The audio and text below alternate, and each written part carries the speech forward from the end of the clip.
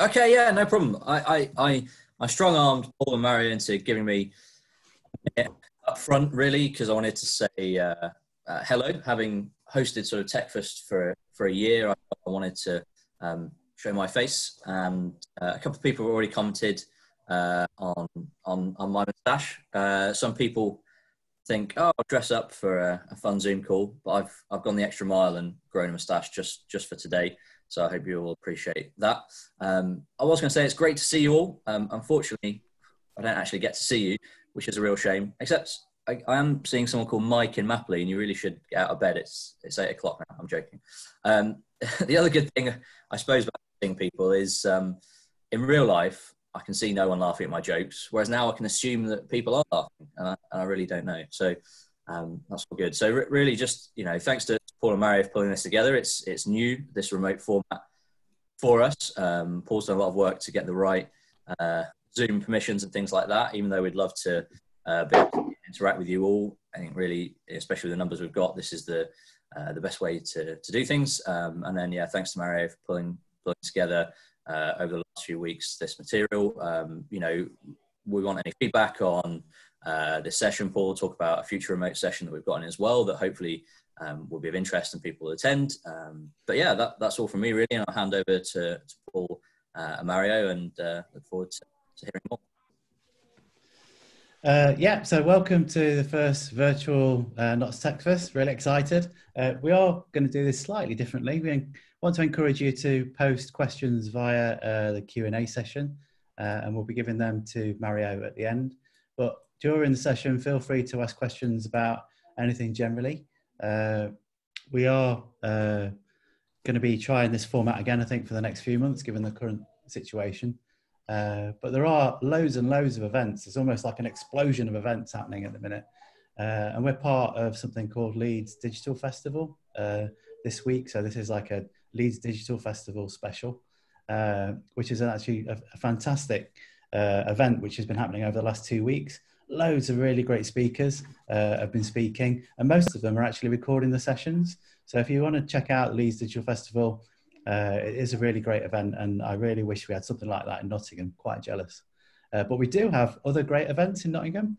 In particular, I'm going to pick out two. Agile Knots, which is run by a guy called Lee White, who is a great guy, really brilliant person to work with. He helps to run Agile Nottingham.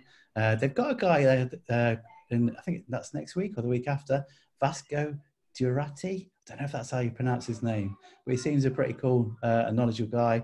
And all the events I've been to Agile Knots in the past have been really interesting, informing, entertaining. We've also got Women in Tech, which is run partly by a brilliant lady called Helen Joy, and really interesting session that they're running about the power of change and learning to live as a weirdo. Sounds quite interesting. If you want to find out more about other events, though, there's a great website that Alec pointed me to actually, and the link to which is down here. It's really worth checking out. There's loads of great stuff happening in Nottingham at the minute that are worth attending. Which brings us on to our next talk next month, which is by Rob Van Tol. Very topical. It's all about working in isolation.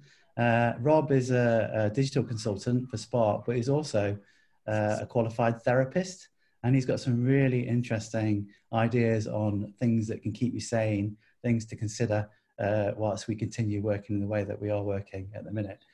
Should be a great talk. Rob's a great speaker, and he will be very entertaining and informative, I'm sure. If you want to speak at TechFest, we're always interested in new speakers. I was just having a look actually at the list of speakers that we've had over the last just over a year. So we've been going since February 2019, and we've had a great mixture of stuff. We've had audio augmented reality, which is quite difficult to say at this time in the morning. We've had people talk about change management. We've had people talk about voice interfaces, data science, service design, accessibility. And we try and purposely keep it quite mixed.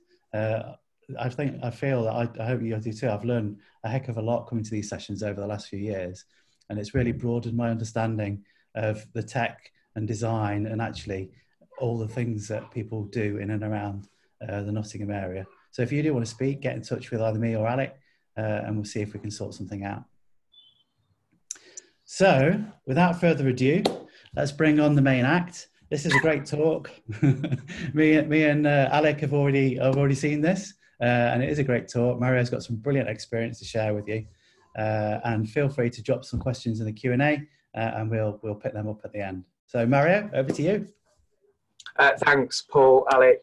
Really good to be invited on this morning. Our highest numbers, I think we've got 54 dialed in at the minute, so hopefully we'll get a few more for our first online techfast. I'm really grateful you've given up your morning really to listen to me. So I know it's really early, so hopefully you got yourself a coffee and a bacon sandwich and you're comfortable. I hope you're all coping well as well. It's a really tough time at the minute. I know some of you will be furloughed or working from home, or maybe you'll even be busier than you've ever been before. So hopefully this talk will be about 30 minutes. It'll be useful, informative, hopefully a bit entertaining, or probably not, it's a bit early for that. But we'll try and keep it to 30 minutes, and do ask questions as well, and we'll try and get through them at the end. So I'm Mario Di Cristofano. I'm a delivery manager at BGSS, and I want to just tell you a little bit about me and kind of my background really. So I started my career as a system administrator. I always knew I wanted to work with computers. I got my first one at 4. I'd wrote a video game by 9 and really wanted to do that for the rest of my life. Got into system administration, IT management, did a couple of years in networking and telecoms and learned about infrastructure. Then I became a product owner and then a project manager. Doing project management, I wanted to be the best project manager I could be. So I started learning about processes and how to improve and different frameworks and project management techniques. And I got into the world of Agile, which we'll come on to in a minute. I run a little website company, which I still run at the minute, and I'm a delivery manager, as I've said, at BGSS, which is fantastic because it means I get to talk to you lovely lot. So what is a delivery manager? Well, I go into organizations and kind of help them what they do, but just a little bit better. Some days I'll be coaching people on ways of working. Some days I'll be helping dev teams work quicker. Other times I'll be responsible for entire projects. Maybe I'm implementing software or technology or process or frameworks. And often it's a combination of those. But today what I want to do is just talk to you about a couple of light kind of topics that I've got an opinion about, and a couple of areas in consultancy. But this talk's going to be useful if you work in technology generally. Maybe you're a digital PM, maybe you're into Agile or getting into Agile for the first time, maybe you're a BA. There'll be things here for you to consider and take back to your clients or your projects or your teams. And none of this is rocket science, right? So what I'm about to talk about will be probably so simple, you'll think there's a trick involved, but that's the point. What I want to do is kind of demystify some of the bits of the consultancy world that I've struggled with, and with a bit of a focus on Agile. So I'll tell you a couple of stories from one particular client that I worked at where I had a real positive impact on them, but also I made some pretty bad mistakes for the same client, which kind of impacted me as a consultant. I want to highlight a couple of things that maybe you can take away too. So in your next projects, or when you're working with a team, or in your next job, or maybe when you're doing something in Agile that you can consider or maybe take away and try. So we've got a couple of handouts and takeaways from this talk as well. So hopefully this will be useful. So sit back, relax, and let's have a little chat about Agile. So we're going to be talking about Agile, but not in any detail. But I guess it makes sense because I've spoken to a lot of you that have dialed in this morning that have said, you know, what is Agile? This isn't a talk about Agile in its own right. I just want to give you kind of the flavour here. So if you ask 100 people, they're all going to give you a different answer about what Agile is. So I'm going to stay away from the theory, but just talk about what Agile is meant to be for a lot of organizations. The picture on the left on the slide that you're looking at, that's often how organizations work today, and certainly something I see when I work on client sites. People fall into little groups, silos. They often fail to make work visible. They're not clear on what they're working on or why. And they often fail to share what they're doing with the other teams. And collectively, this impacts the business. It impacts the service or the product. No one really knows what's going on. Management have no way of seeing progress, but it's just how it is. I mean, think about that for a minute. Does that sound familiar to any of you in your companies or where you work at the minute? Because for me, I see that every day. And then on the right, you may have heard of, you know, in quotes, the Spotify model, or really trendy companies like Lego. And they try and bridge the gap between the chaos and the bureaucracy that we've mentioned by using Agile techniques and shifts in cultural behavior and just changes in the way that they do stuff to get things done. those companies that do that, they're the ones that kind of cope with changes in the world, whether it's kind of market recession or global pandemics, you know, the type of thing that we're experiencing at the minute, and they do really well. And the idea is that they cope with just the right amount of kind of business BS while just getting stuff done, which is what Agile is about. So Agile is a thing that covers a lot. It's moving quickly, it's prioritizing getting stuff done, a process, and trying to make things perfect. It's about behavior and culture. And it is about the tools that drive that behavior too. It's about software development, it's about making your work visible, and it's about incremental improvement rather than getting it right first time. It covers things you may have heard of, and some of the more experienced people in Agile will know, you know, Scrum, Kanban, Safe, and that's all beyond this 30 minutes that we've got together this morning. But it's common sense too. Some good books there on the screen that I recommend if you're an Agile newbie. You can check out Getting Things Done and the 4-Hour Work Week that are excellent. I really like those, especially if you're new to the world. And BJSS have written a book as well, so, you know, maybe a bit of bedtime reading. So digital transformation, it's not a thing. Yet a lot of the clients over the last 5 years that I've worked with kind of all badge their projects sort of digital transformation. And what the heck does that even mean anyway? Everything's digital. Badging something just with the word often makes it sound more complex than it is, and it alienates workforces. When I see clients, you know, talk about digital transformation, they often think it's about using like the latest whizzy technology or maybe some magic agile bullet solution that will solve all their problems.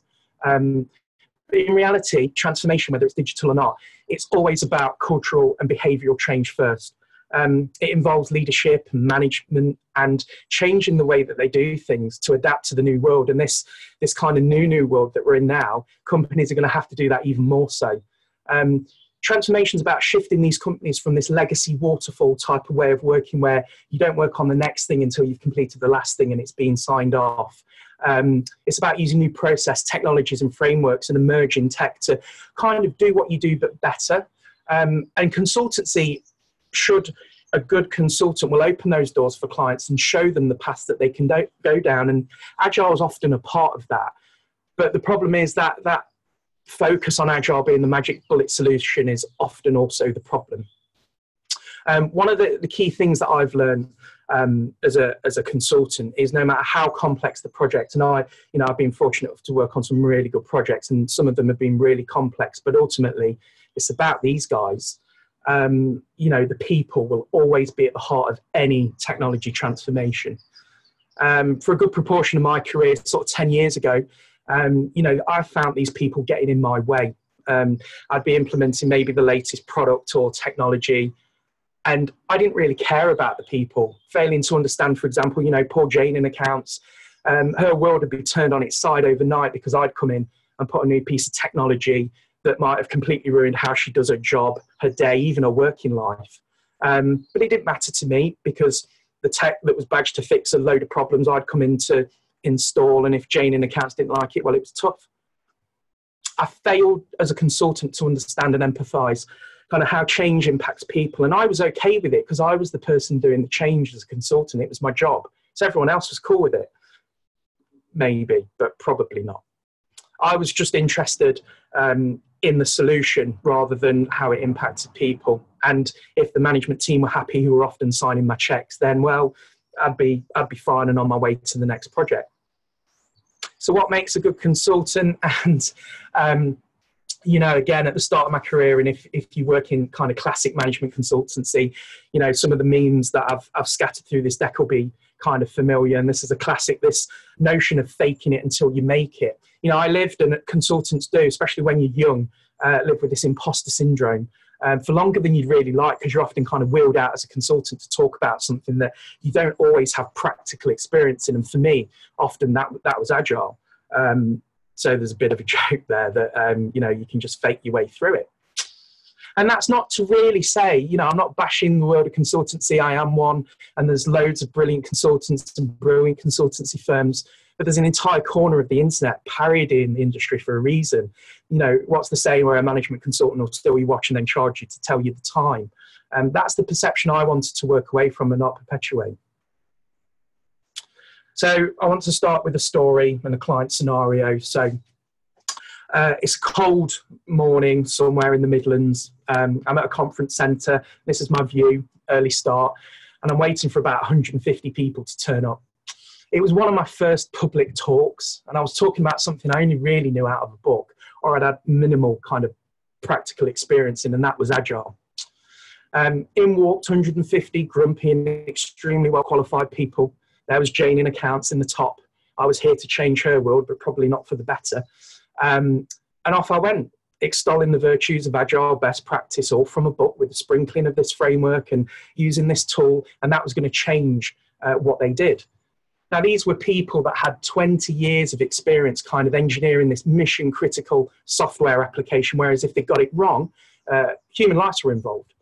And they didn't have the luxury of failing fast and often. That is often the Agile kind of manifest. They saw through the lack of kind of practical experience I had, and I had a really hard time selling what Agile could be and the impact it could have on an organization, and it didn't go particularly well. So learning from my experience, here I am again the following day, the same client, the same site, a different conference room and a bigger audience, loads more Janes. And I failed to remember I actually had 10 years of practical experience. Now, if I'd have spent the time to get to know the people and what their problem was and tackle those first, I'd have won a few more hearts and minds as a consultant. Instead, I just stuck to what the book said, full of technical jargon, full of best practice, and I didn't really gel with the human element. And you can imagine I wasn't massively popular as a consultant. So I often found myself at sea, alone in the dark. Look, there's me. I was selling a story, a brief, a sales pitch, but I was failing to apply all the experience I actually had to solve problems. And I was giving Agile a bad press at the same time as well. Maybe I'd made it as a consultant. So I learned that Agile didn't really work that way, and I certainly wasn't working well as a consultant. There's a couple of classic Dilbert cartoons there, if you're familiar. Agile's not about the business making redundancies, but keeping the same amount of work for fewer people. And it's not about paying lip service to change and carrying on working the way you've always done. Yet Agile was often that badge to kind of sellotape over those cracks. And I saw that in clients over the last sort of 5 to 7 years.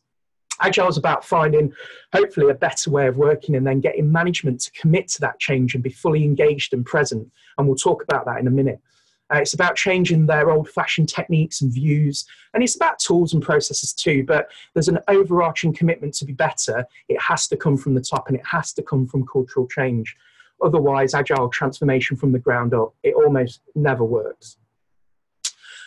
I've included this, Agile, a lot of talks that I've seen kind of start with this dictionary definition of the word. It's quite emotionally meaningless, I think. And, you know, like a lot of the projects that I've been involved with, Agile is just a badge. It's seen in a lot of decks, but actually it doesn't really resonate with a lot of people. And a few more memes there. And just before we carry on, there's some of my personal favourites that really resonate with me as a travelling consultant, as I used to be. If you're familiar, classic ones like the sprinkling of icons and graphics over meaningless PowerPoint decks full of data that no one reads, or being more concerned about kind of your timesheet accuracy and how much you're billing, rather than actually getting to understand your client's problems and adding value and fixing them. I used to spend less than 15 hours a week at home and kind of travel the globe to client sites. And all I was doing is sitting in lecture theatres like the ones you've seen and just talking about Agile without really getting to know the problems that people were experiencing. So I needed to do more as a consultant, and I didn't want to really be the butt of these memes anymore. So what makes a good consultant? Well, I found it's quite simple.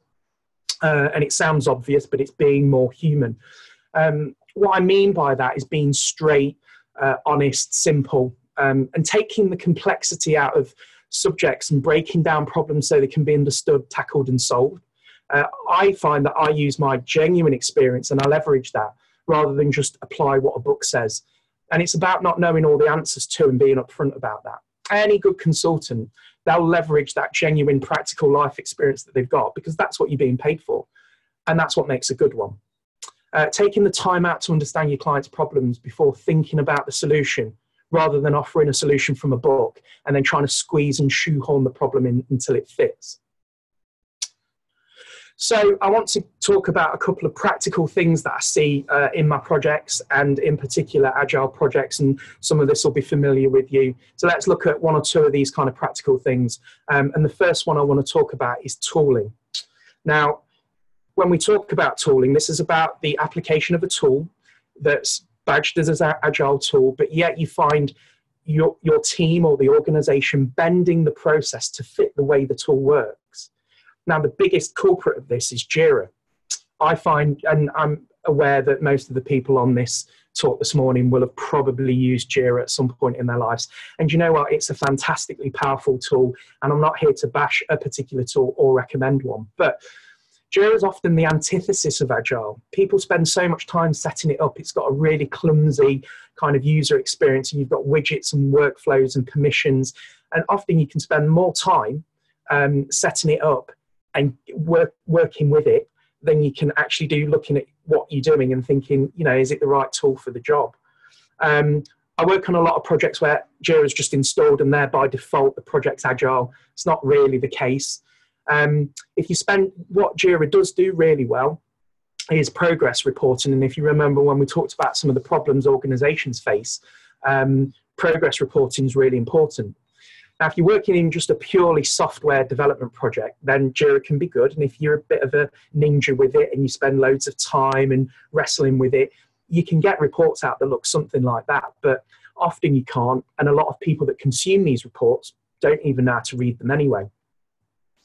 So I guess what I'm saying is there are loads of other tools on the market that you may, if you're a new consultant or you want to spend some time looking at what's out there, there are loads that are really good. And I'm not recommending anything particularly, but those three that are here, I've installed as opposed to something like Jira that's an Agile tool, and have been excellent for clients to be able to deliver projects that have got bits of digital and non-digital too. And I've used all these in anger. So there you can see Monday instead of Microsoft Project, Azure DevOps instead of Jira, and Asana as well, which is a fantastic tool instead of Confluence. So there are lots of tools out there.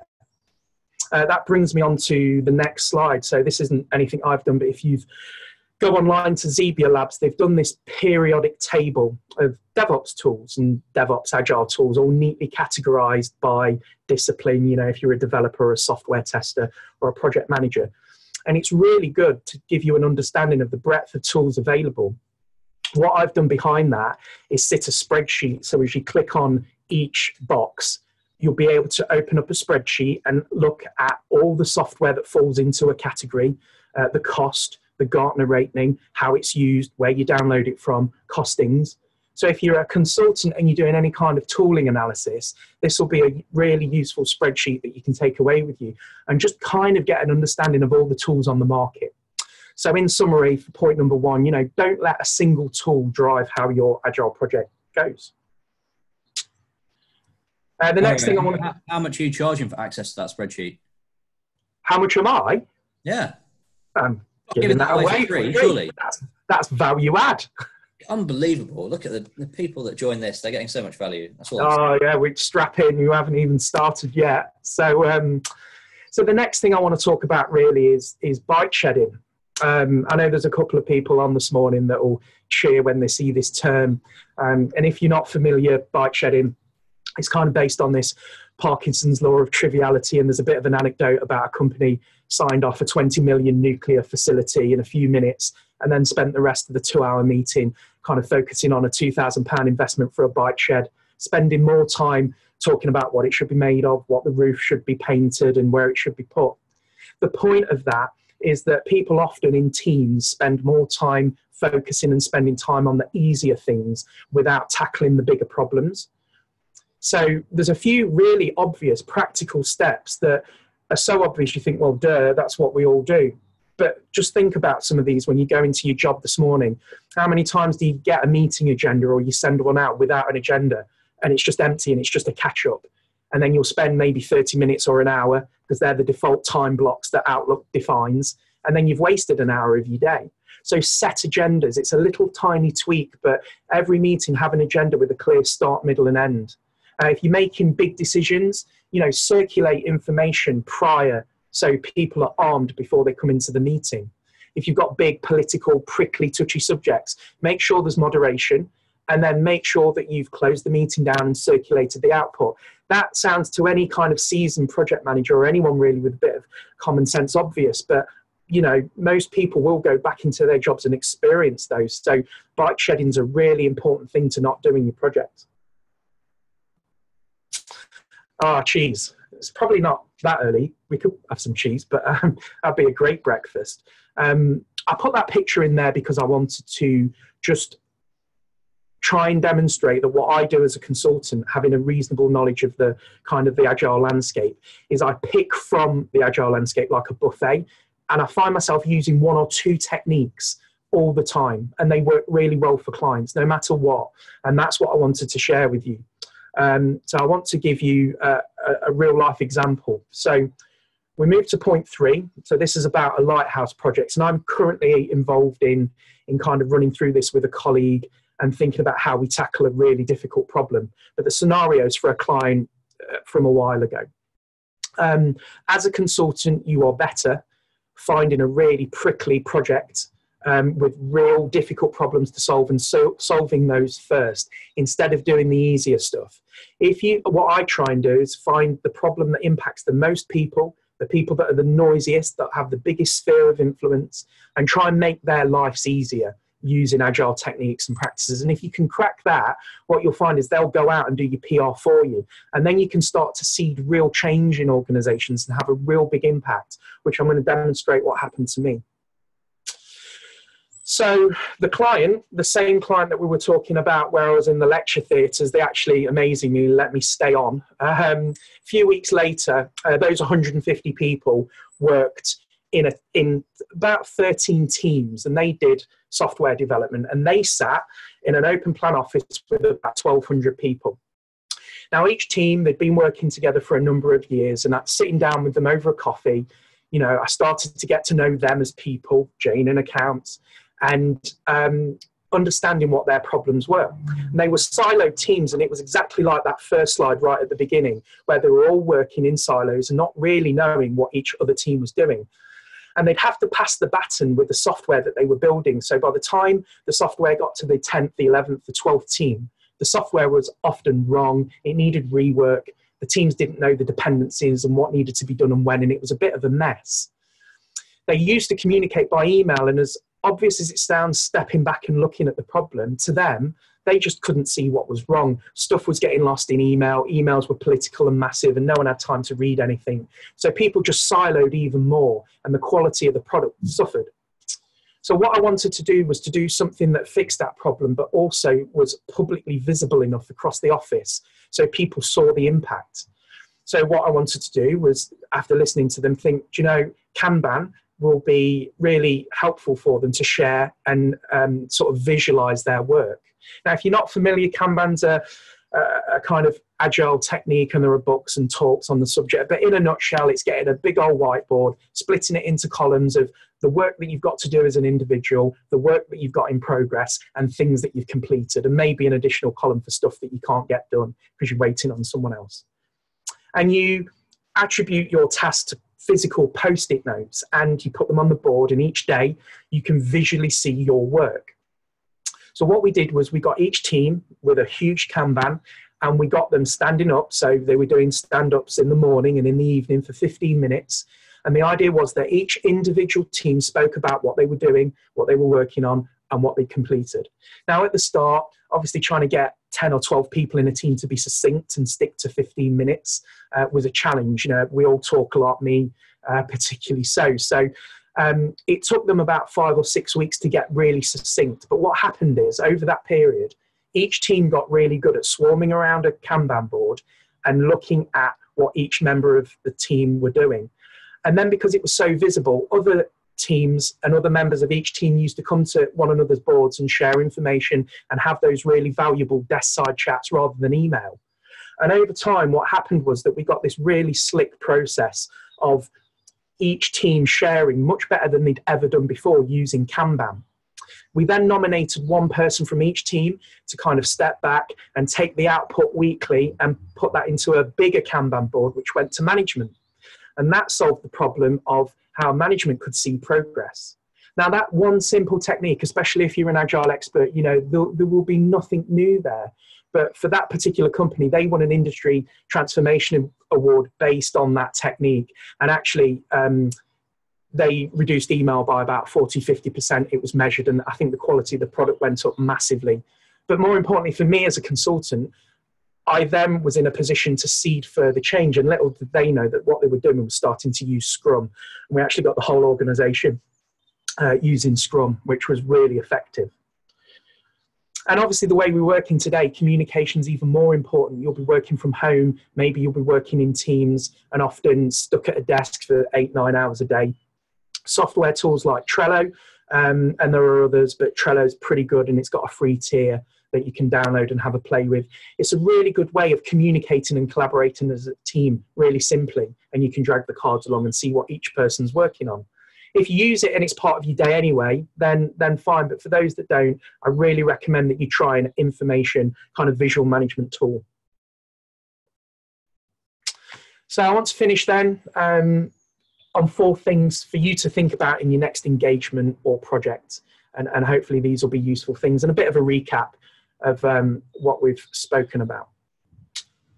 So mapping the as-is and to-be world and problem, and then navigating between the two by telling a story. You know, I was talking to a colleague earlier this week about storytelling in projects. When I sat down with those teams, it was really important to just draw out the problem and visualize and get them to acknowledge and accept that that was a problem. And then I could start to understand as a consultant, using my experience, how to fix it, you know, in the thought of Kanban and information sharing. And once you've mapped out and visually diagrammed the as-is and to-be world for any problem, it's easy to kind of understand the road and the path that you need to go on to fix the problem. And by telling a story, you get everyone engaged. All too often, you know, I used to find myself at the start of the career just sitting with a PowerPoint deck and just blindly going through what people should do instead of sitting with them and going through the pain and working on the problem together. And another kind of summary point, we've talked about high noise kind of lighthouse projects. If you've got an issue in your project that's prickly and kind of everyone's avoiding it, and you kind of focus on your day-to-day, fix that problem. I'm working in projects where there's really complex areas of the project that we need to tackle and address.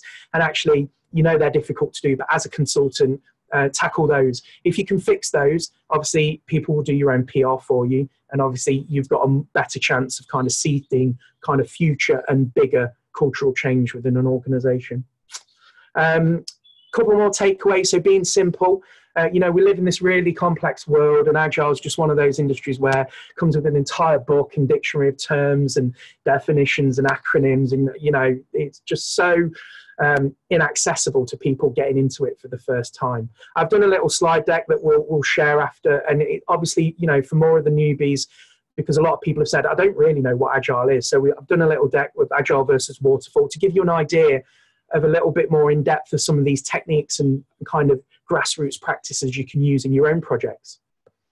And then my final point, I guess, is being present. So we started the talk talking about cultural and behavioral change. And for me, whenever I go into a project now, you know, there might be a physical problem to fix that maybe you can apply a process or a tool. But ultimately, if you're trying to instill change in an organization, you have to change the minds and the hearts of the people. And often that starts at the management level. So don't pay lip service to Agile or change for change's sake. Try and understand how people work, and then you'll be a much, much better consultant. And also eat your own dog food as well, which is not the most elegant term, but I like to kind of practice what I preach. So that's also a win for me as a consultant. That kind of brings us up to 30 minutes. So I hope that's been obviously a very lightweight chat. I've wrote a follow-up article on LinkedIn that you can read that kind of goes into this subject in more detail. So there's a link at the bottom that you can check out, and then follow me on Twitter as well. We'll give those, both the spreadsheet and the slide deck, out either via Paul and Alec, or I'll do it over Twitter as well. But hopefully that's been useful this morning, and you've got your bacon sandwich, and hopefully you'll have a fantastic day. So I'll hand you back to Paul and Alec, and thank you. Okay, so we've got a couple of good questions that have come in. Are you ready? You got your question add-on? So, first of all, can you still hear me, Mario? I can, yeah, loud and clear.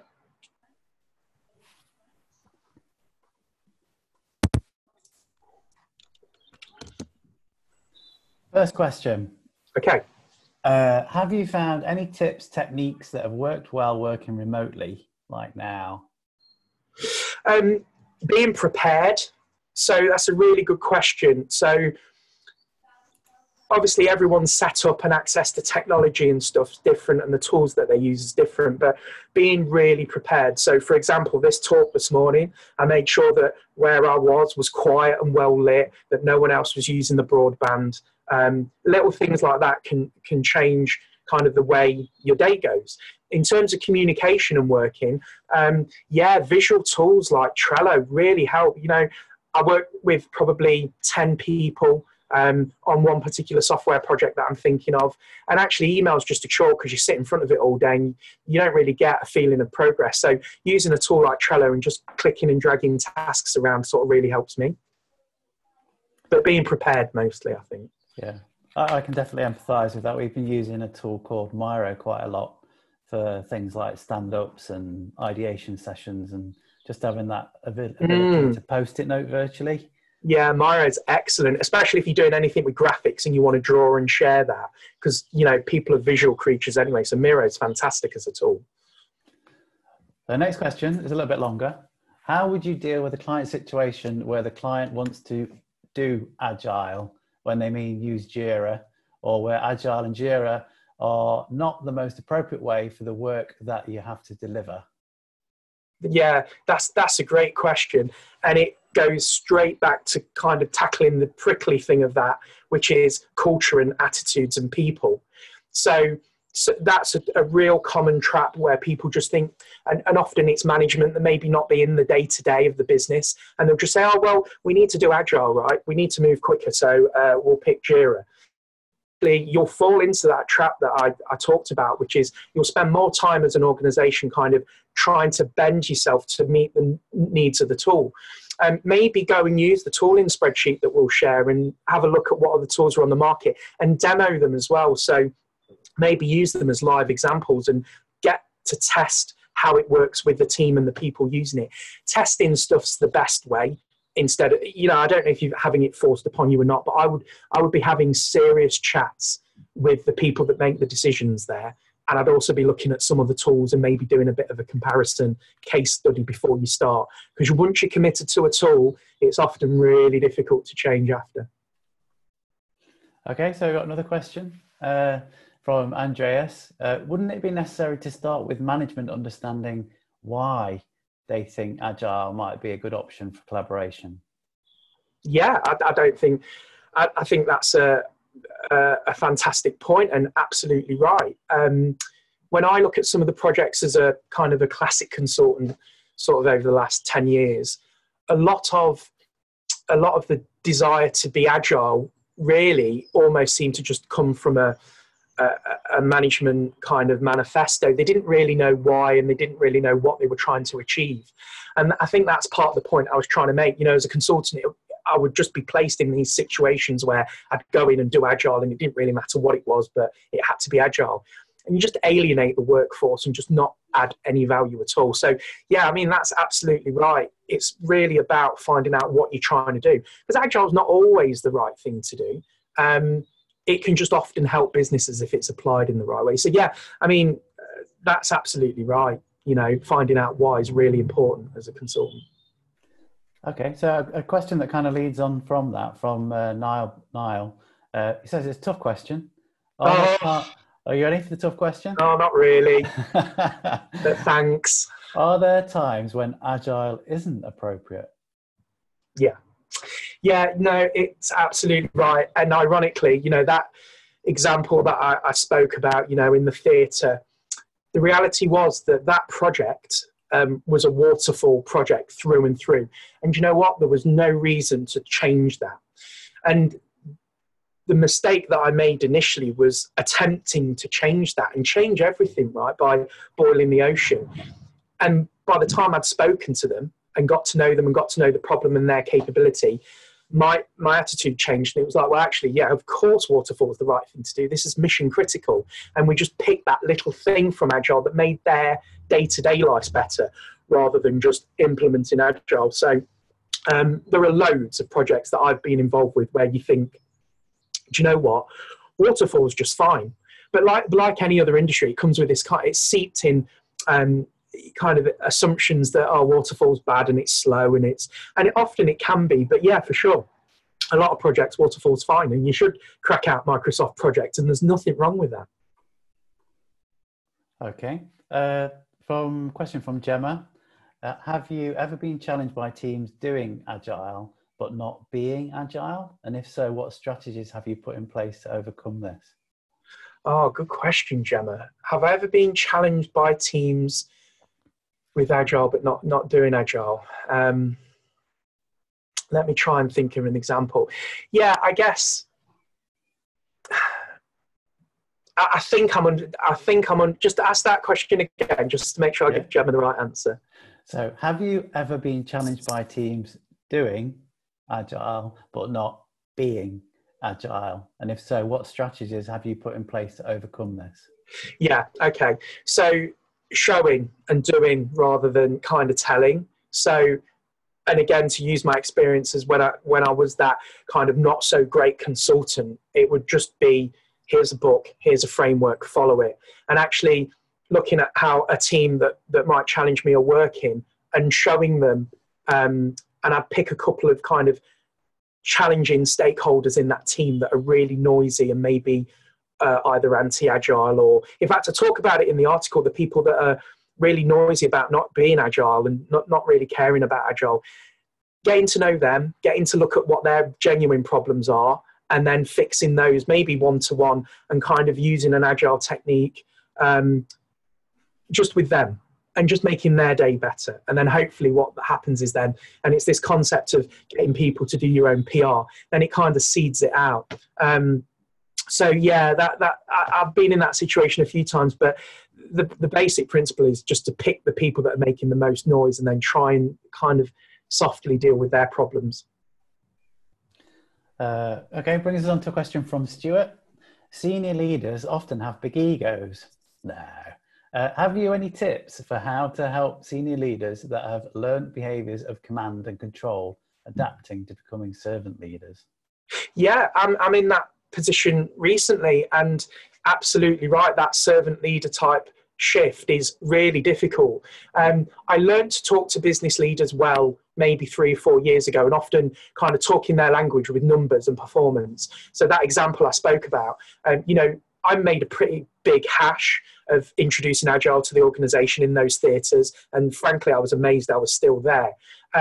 I sat with the management team, and actually after sitting with the development teams and understanding how bad the project was and how poor quality the software was and the risk to the business from a monetary value, that kind of made the management ears prick up and they started to listen. And then I really had to do that thing that I talked about, kind of mapping out what the problem is to show them and using data. So I was looking at the time that they were spending on email and the time that they were wasting, but going to the effort to kind of find empirical evidence and show it to them. And obviously as a management team, they care about the money and they care about how quick the product goes to market.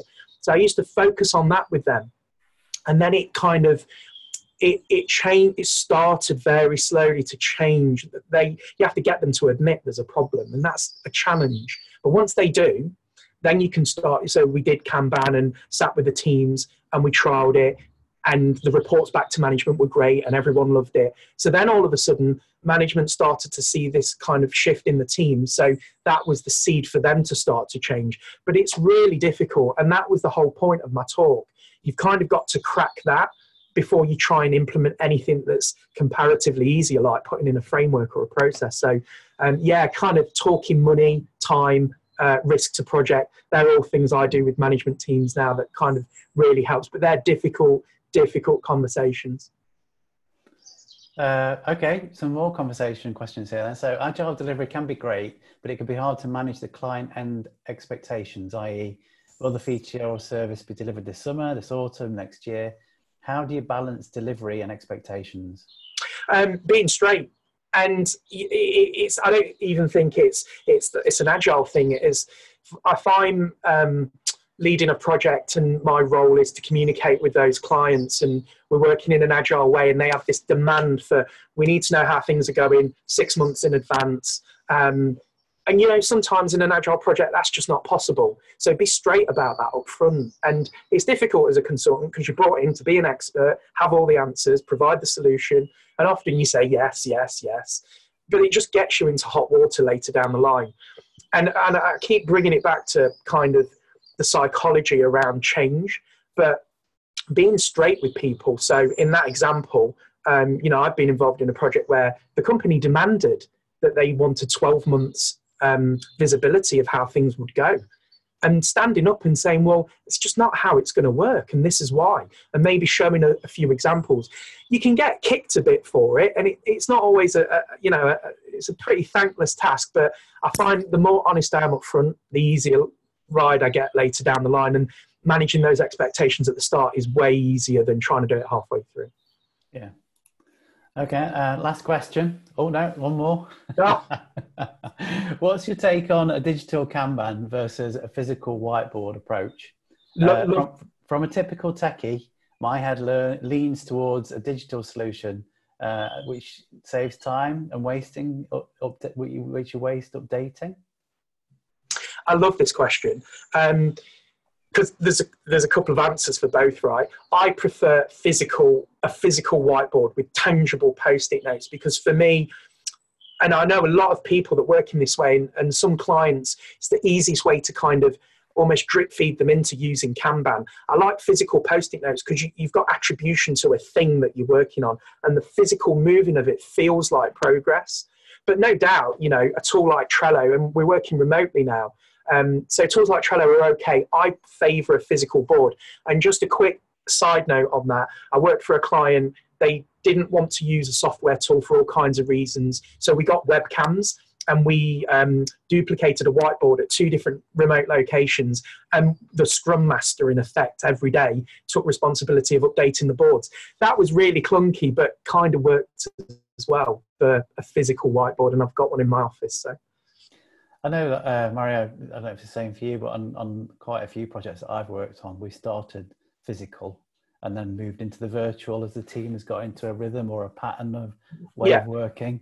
But having that visual artifact when you're together, it's not the artifact itself, it's the conversation around it, which...